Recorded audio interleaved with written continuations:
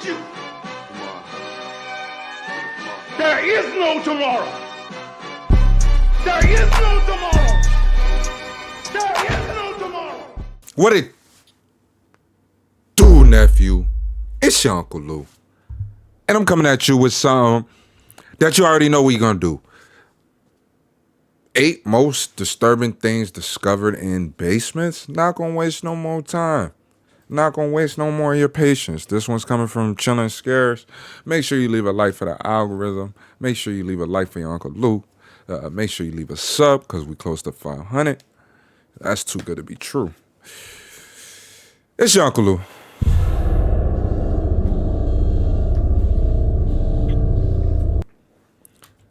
Damn, it's just because I've been letting it cook too long? You gonna give me an ad right off the bat? Jeez.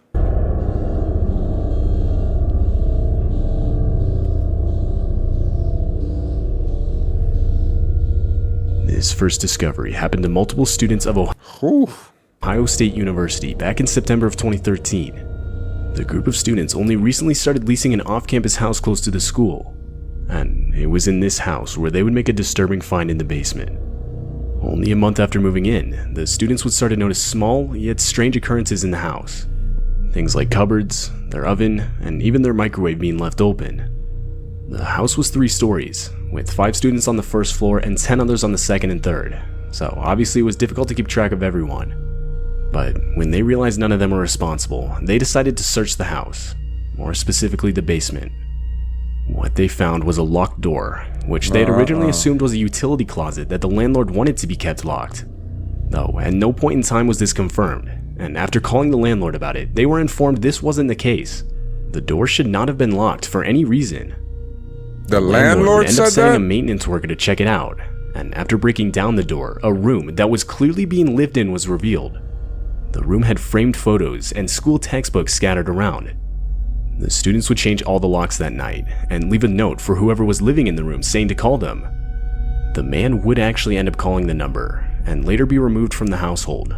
Wow. It turns out the guy was a cousin to one of the house's previous residents, which is how he got a key in the first place.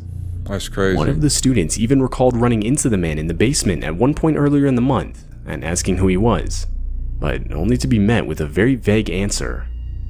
Ultimately, the students would blame the leasing company of the home for the incident. That's as crazy. they were responsible for failing to change the locks from the year before. Imagine that, like you move in somewhere and you think somebody's living there and somebody actually in June is. of 2020, a man named Christopher Town would make a life-threatening discovery while helping his friend move furniture in his basement. Unknown to both of them at the time was the fact that the house itself was built over a well. And so at one point, when Christopher was making his way across the room, the floorboards just underneath him would snap, which caused him to fall the 25-foot drop to the bottom. 25 Fortunately, feet? there was water at the bottom to break his fall, though this meant Christopher would have to use the rocks on the wall to hold his head above the water while he waited for the local fire department to arrive. What? And to make things worse, the water itself was at an extremely low temperature. Though, after only a few minutes, the fire department was able to successfully get Christopher out using a hauling system. That's crazy. Other than almost getting hypothermia, Christopher would make it out unhurt. Can you imagine that? That's in your house? Mike Carroll was a man who lived in a small house in Lake Grove, New York, which was the same house he had grown up in. Mike was 57 at the time, and only a few months prior had purchased the house.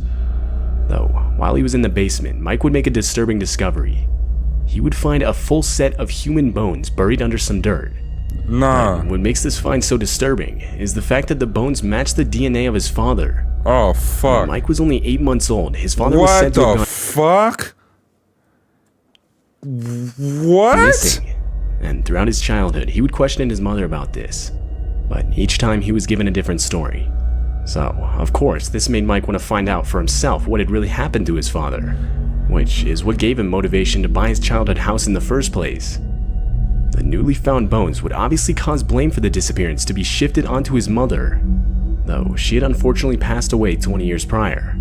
So there's no way of confirming if she was responsible or not. That's crazy. Therefore, what really happened will forever be unknown. That's crazy. You find your father's bones? In January of 2016, an appliance repairman was responding to a call from house owner Charles Price. Though, while the repairman was working in the basement, he would claim to have noticed something moving in a covered container in a back corner. Curious, the repairman would lift off the cover and be met by a 200-pound alligator.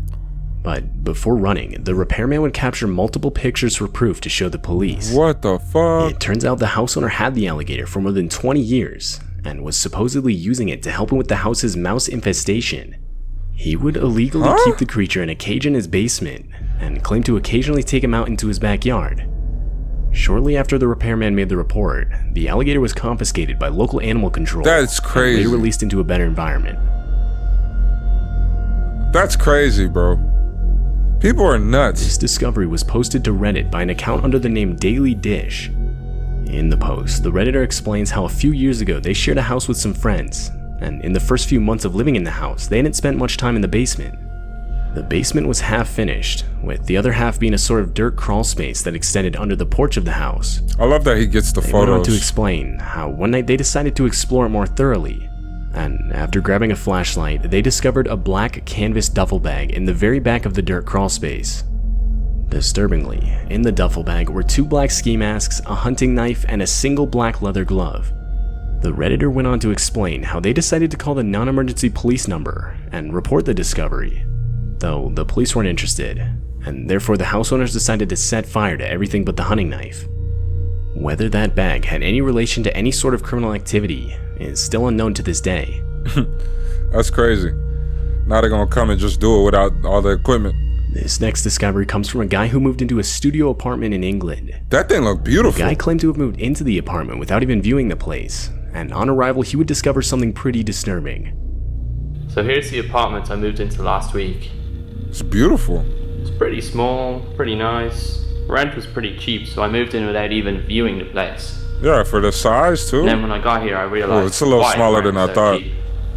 The guy then goes on to give a tour of the apartment, and after a while, this sort of trapdoor on the floor can be seen. Got a bathroom, pretty standard. And then we look down here. What's this? Something you gotta put a Definitely carpet over. handle.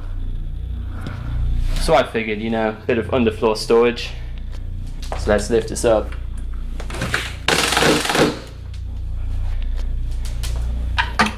That looks like it goes down pretty deep. Featured directly under this guy's apartment is some sort of dungeon-looking basement. Wow. Go in there for us, please. Just like that movie, bro. Coming down. I think it was Barbarian. Barbarian. We can see a corridor going off straight to the front. Some interesting graffiti on the wall. It says subscribe to Uncle Lou. Down here, this place is strange. There's like a brick seat or bed. Compared to the rest of the apartment, the area itself is pretty big, featuring many large rooms and corridors. What exactly this area was used for is unclear. That's crazy, man. Way back in 2002, a homeowner in Jefferson County, Wisconsin found out that the foundation of her house was deteriorating. And so in November, she would apply for a loan to repair the foundation. But around 2 weeks later, while away at work, she would get a call from the workers hired to do the repair, explaining how they came across a gruesome discovery. They explained that as they started to remove the soil from the foundation wall in her basement, they had unearthed the full skeletal remains of a body. The skeleton was determined to be that of a 50-year-old male. Most disturbingly though, is the fact that after further inspection, it was determined that the house had been built right on top of an ancient burial ground that's estimated to be up to 170 years old. Experts believe that in all likelihood hundreds more skeletons are within a close proximity to the one found. Oh my This discovery would gosh. ultimately put a stop to the house's renovation altogether. That means almost everybody in that area. In January of 2010, Wally and Linda DeForest would move into their new home in Goshen, Indiana. Though only a week after moving in, the couple would discover a live torpedo in their basement, something they obviously weren't aware of beforehand. Both of them noted how old the thing looked, but still obviously active. There had been no drill holes to indicate it had been disarmed. The couple would end up calling the police, who would send out a bomb squad to extract the torpedo from the property's basement, and luckily they were able to remove it without incident. But considering the squad did confirm the explosive was still active upon arrival, That's the crazy. whole situation just makes you think how much worse things could have really gone. So how does that detonate? Like, do you gotta like hit it on something or? Wow. All right, nephew. That was your Uncle Lou watching a video by Chillin' Scares. I know y'all been killing me, man. Y'all say y'all want more scary videos. Uncle Lou, Uncle Lou. I got you, nephew. I got you. Halloween coming up. I got you. Say no more. You don't like to sleep? Say less. I got you. Just make sure you leave comments on what you want me to react to, because this was definitely a subscriber suggestion. All right? You leave a like for the algorithm, because we right around the corner from 500 bucks. 500 bucks.